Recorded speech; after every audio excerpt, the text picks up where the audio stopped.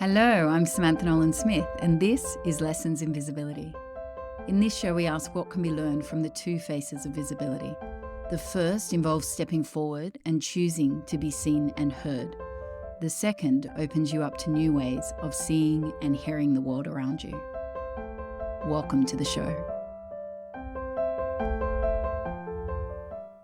Hello, it's lovely to be with you again. And today I'm sharing a section from an interview that I did with Shantini Raja. Shantini is a Women Speaking Up student. She last year ran an online retreat called Spiritual Rebel Retreat. And she asked me if I would come and speak about visibility blocks. I am going to leave a link to Shantini's website in the show notes. Shantini works in the space of manifestation. She's also an incredible copywriter, and she's just released a new book called Manifest Anything You Want. If you are interested in any of those things, be sure to check her out. And the snippet of the conversation that I'm sharing here is about a couple of things. It addresses this question of, well, who actually is most likely to experience visibility blocks? And the conversation moves into a short consideration of anger as a response to recognizing how much of your voice may have been suppressed, and then how to respond to that in a healthy way. I hope you enjoy the conversation. Here it is. So we see loads of people, happily talking about themselves and their lives and businesses online and on the socials. But obviously, as we know, that's not everyone's experience. Not everyone's happily, joyfully talking about themselves. So who exactly do you feel is most affected by visibility blocks, Sam?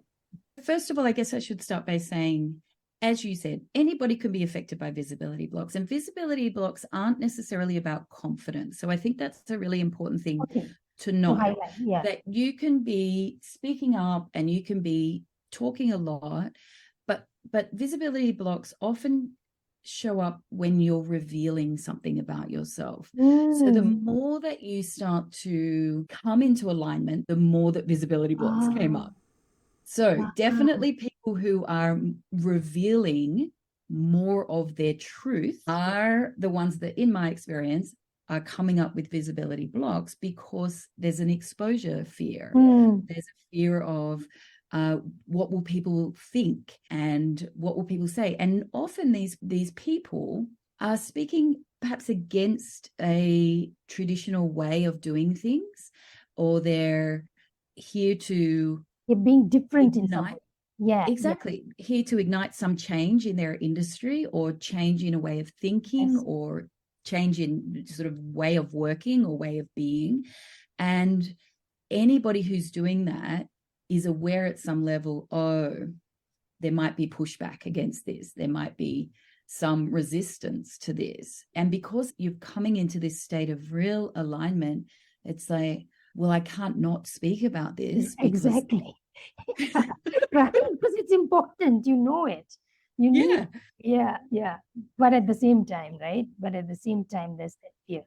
Yeah. And so we've got that group who, first of all, I noticed for myself when I was working in the law, working in social justice, speaking up in those places, absolutely there's a skill involved in speaking up and articulating your voice. And I've been through lots of different trainings, for how to cross-examine people, to how to present my case, lots of vocal training, let's say.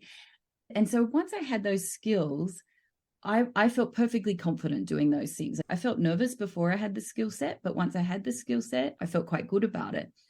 And that's quite a different thing to, I have now either intuited or developed a body of work, or something's coming out of me to say, and now I'm here to say it to the world, because you're suddenly stepping into the fullness of your purpose. You're stepping into the fullness of why you're here on the planet. That's a different level of fear. That's a whole other level. Yeah, that's a whole other level, right? Because you're championing your approach to business, let's say, or your technique or your practice or your whatever it is that you're offering, versus championing for someone else, which is a very different thing. Exactly. You are being the champion for yourself as opposed to somebody else. And that feels very personal. Right. Yes. And sometimes it feels wrong, obviously, for a lot of people who have these blocks. That's part of it, right? Well, we start to question ourselves and doubt ourselves. Why? Who am I to say this? Or why is nobody else saying it? That, by the way, is what I call a visibility nudge. And I'll just add that little tip in now. So a visibility nudge is that moment where you go, I'm seeing this conversation, but why is nobody talking about this in the conversation? And that, if you ever have that moment, it's a little visibility nudge. And the nudge is maybe you're the person who's supposed to speak about that. Oh my gosh. Yeah. And then the other group of people are anybody who's in any way experienced a marginalized identity. So we could be talking there, again, people of color, the LGBTIA community. We could be talking about people who are of a lower socioeconomic class. We could be talking about people with disabilities, with women, obviously. And so the reason why these groups particularly experience visibility blocks is because we live under systems of oppression. We live within systemic inequality, and they all intersect. And these systems are designed to keep you small and keep you silent. So there is actual social conditioning away from visibility and toward invisibility. And so when you're of one of those identities or multiple identities, there's a job to do of recognizing how does systemic inequality impact on my experience of being visible? How have I been conditioned to be in the corner or in the box? And what do I need to do to get out of that?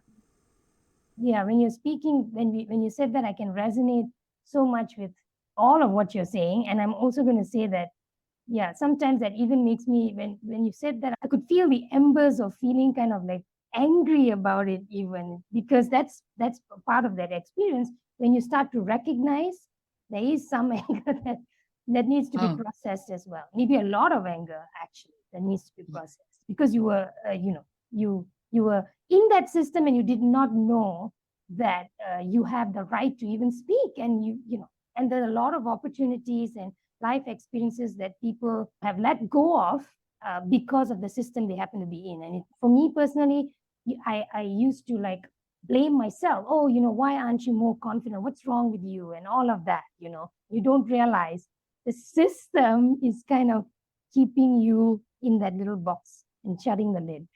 Yeah, so, it's working as it was supposed to. It was designed to do that.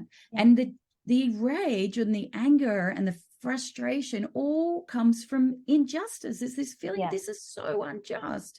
So I have a series that I share periodically, which is called Women in Rage. And it's for that very reason. And we tap into, I actually feel really angry about this on some level. And then to learn what to do with that in a healthy way, because of course, all we're taught to do is just suppress it. And that's very unhealthy for us all in our bodies. Physically, that is not a great thing to do. And so we have to break through all of these stories about what anger looks like, what rage looks like, how we might feel it and express it in the world in a healthy way. And when we do that, we really alleviate ourselves of extreme exhaustion, actually, because it's really tiring to suppress all of that. It is. It is. So then we have so much more vitality to then be able to speak up, to be very clear in our communication, to not feel like it's inappropriate to call things out, but call things out in a way that is compassionate, clear, and helpful to moving us all forward. And I don't think we're quite there yet as a society. I don't think we really understand how to do that well, because a lot of call out just is like from straight out anger, and we don't know. We're learning to communicate with each other. Let's put it that way. We're all learning how to communicate. The good news is that it's coming up to the surface, and we are in that space of learning. That's the good news here. But we do have some ways to go, right? Yeah, we do. Yes, yeah. And the more that we learn to be in this place of, I'm connected to what is here to be said through this voice. And I know how to listen to other people, because a part of the visibility journey is learning. We want to be seen, we want to be heard. And in order to be seen and heard, we also have to learn how to see and how to hear.